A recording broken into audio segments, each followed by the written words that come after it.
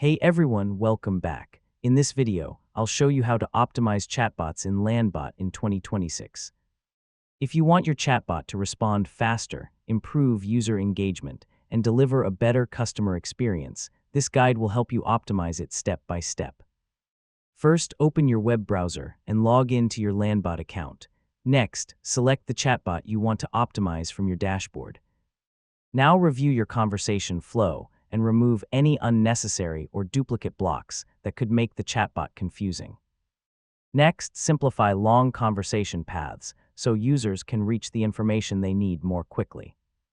Now improve your welcome message by making it short, friendly, and clear about how the chatbot can help. Next, update your questions and responses using simple, natural language that is easy for users to understand.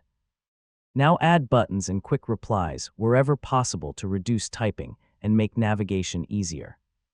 Next, test every conversation path using the preview feature to find and fix any broken links or logic errors.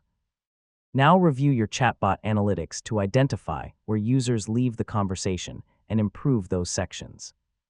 Finally, save your changes, publish the updated chatbot, and continue monitoring its performance to make future improvements. And that's it. You've successfully learned how to optimize chatbots in Landbot.